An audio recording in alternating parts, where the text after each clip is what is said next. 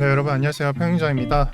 와, 이거 비트코인부터 이더리움까지 20% 이상 빠지는 장이 계속되고 있죠.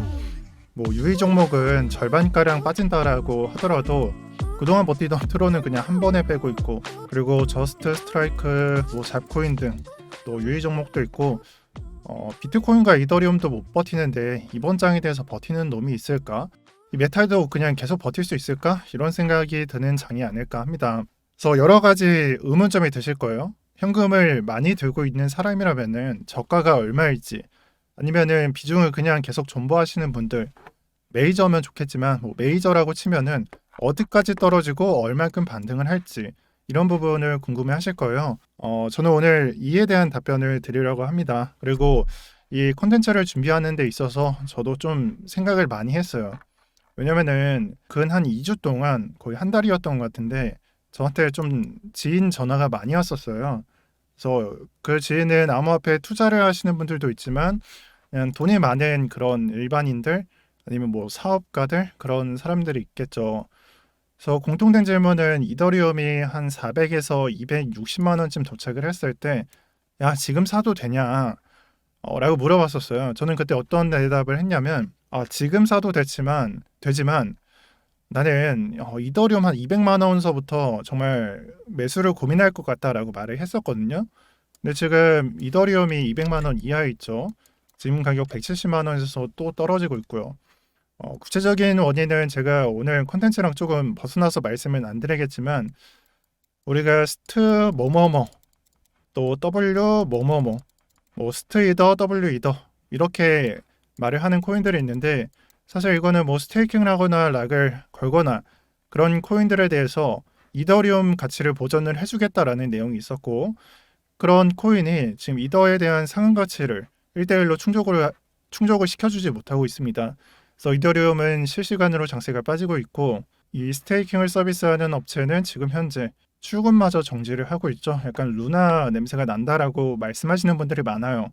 자, 그래서 앞으로는 비트코인만 테더 가격으로 좀 따져보는 게 좋겠습니다. 방금 말했었던 내용이 이 스테이더랑 이제 이더 디패깅이 되었다는 내용이고, 여기에는 커브라고 나와 있고, 제가 좀 주목을 한 거는 셀시우스라는 프로젝트였어요.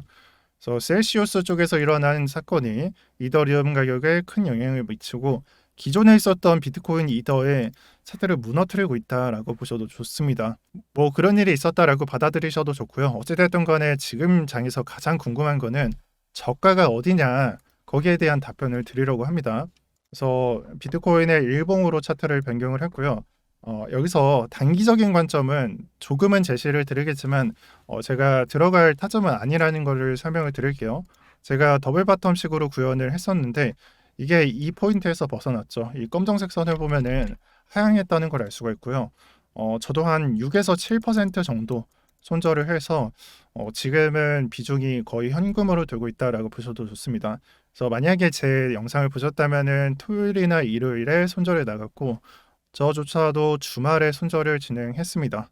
자, 그러면 단기 반등은 존재하지 않냐? 우선은 일봉상의 그림에 의해서는 지금까지는 약간은 좀 모르겠다.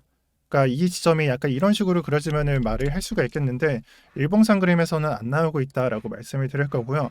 이 관점이 안 보이기 때문에 4시간 봉으로 보게 되면은 여기서 가격과 RSI가 리버싱이 되는 게 보이죠.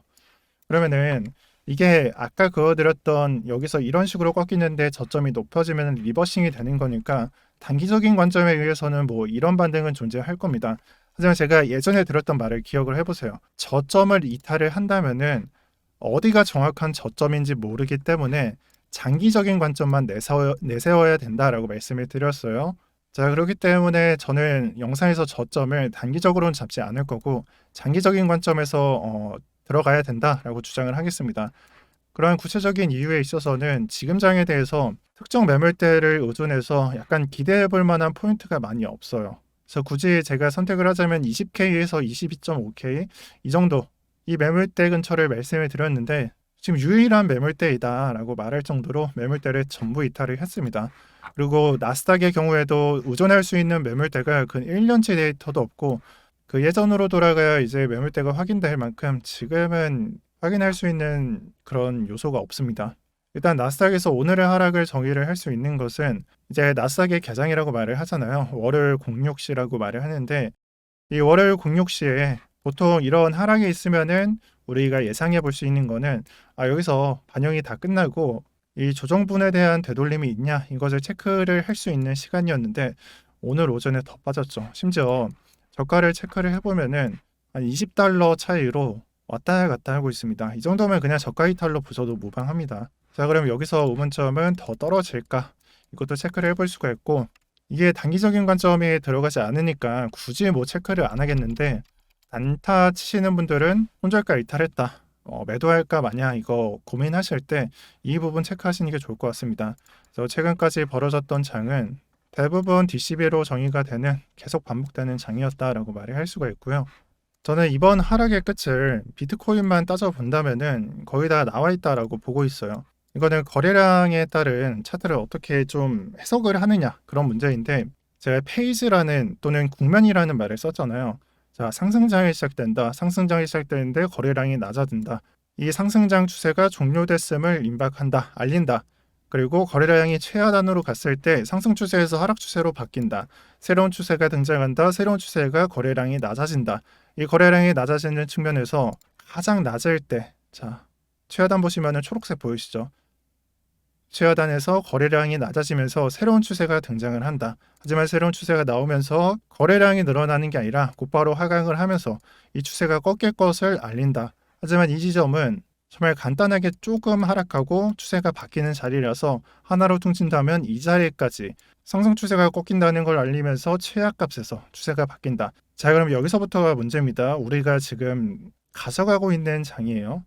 자, 거래량을 보시면은 거래량이 늘어난다. 하락 추세가 계속된다. 근데 이 지점에 최대 거래량이 거의 터졌다라고 볼 수가 있으니까 앞으로는 이 거래량을 뛰어넘지 못하는 이상 추세가 뒤바뀔 일은 없다. 즉 하락 추세 종료의 임박을 알린다. 여기까지 추론할 수 있는 단계입니다. 그래서 추세가 계속된다. 추세가 꺾인다. 추세가 전환된다. 하락 추세에서 꺾인다라는 것을 여러분들 눈치를 채셨을 거고 이제는 그런 자리를 좀 찾는 게 우선 돼야 할 것 같습니다. 물론 거래량은 좀 후행성을 따를 때가 많아요. 즉 지나고 나면은 여기가 최하점이었다 라고 체크를 할 때가 많은데 그래도 큰 그림에서는 지금의 추세가 계속될지 아니면 이 추세가 이제 종료를 알리는지 그런 것들을 체크를 할 수가 있고요. 뭐 앞으로 더 빠지든 아니면 횡보하다가 또 빠지든 뭐가 될지는 모르겠으나 하락할 때 이 거래량을 볼 수가 있다면은 저는 그 추세가 언제쯤 끝날지는 대충 예상이 가능하다라고 봅니다. 지금의 경우에도 많이 빼고 있는데 우리 선물시장에서는 거래량이 낮아지고 있어요. 이 부분은 앞으로 거래량이 정말 최하점으로 가게 된다면은 저점을 드러낼 확률이 높다라고 해석을 하셔도 좋습니다. 자, 그래서 이 부분을 다시 한번 말씀을 드릴게요. 다 지어놓고 거래량이 낮아진다. 추세가 뒤바뀌는 것을 암시한다. 그리고 최하점에서 추세가 뒤바뀌는 게 나온다. 이게 반복이 되면서 이 추세를 유지시킨다. 하지만 거래량이 낮아지면서 추세가 역전될 것을 보인다. 이 지점이 거래량이 최하점으로서 높아졌을 때 추세가 바뀌었고요. 근데 여기서부터는 좀 이상한 게 거래량이 늘어나면서 추세가 반복된 게 아니라 낮아지게 됐으므로 추세가 뒤바뀌는 것을 암시한다. 그리고 최하점이 됐을 때 추세가 또 뒤바뀌고 새로운 추세의 등장을 알리고 하락 추세가 계속된다. 하지만 이 지점서부터는 최대 거래량으로 간주를 할 수 있어서 앞으로 거래량이 낮아지게 된다면 추세가 뒤바뀌는 것을 우리가 예측해 볼 수가 있다. 이렇게 깔끔하게 한마디 같지는 않지만 이렇게 깔끔하게 정리를 해보겠습니다. 자, 그러면은 이 시기에 대해서 말씀을 드렸고요. 가격에 대해서 말씀을 드릴게요. 일봉상 관점은 폐지가 되었습니다. 손절로 6에서 7% 손절로 나갔고요.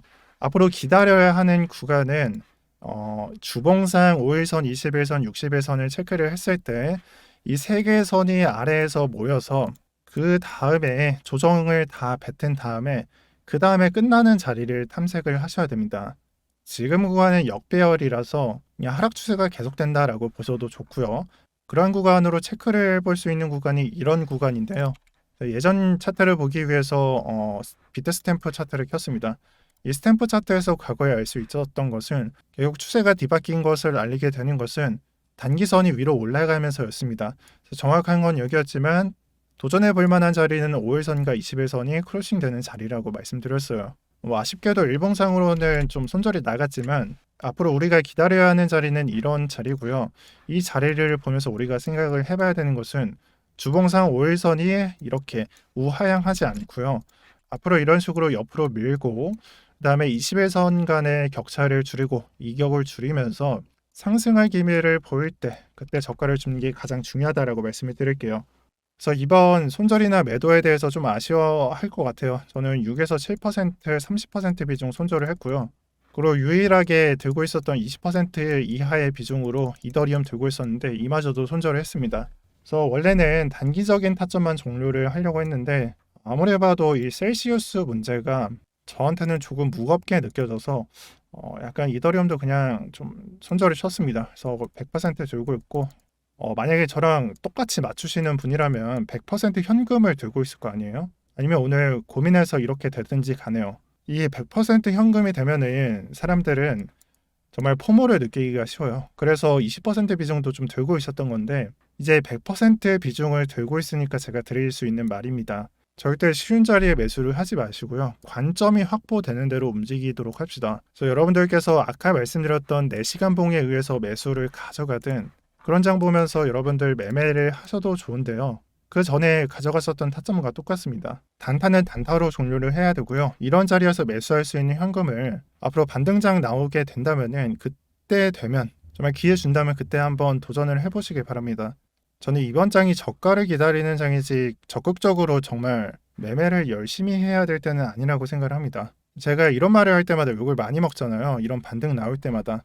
단기적으로 단타 치시는 분들한테 뭐 그런 소리를 많이 들었지만 저는 단타로서는 참여할 게 없다라고 보고 있는 장이 지금입니다.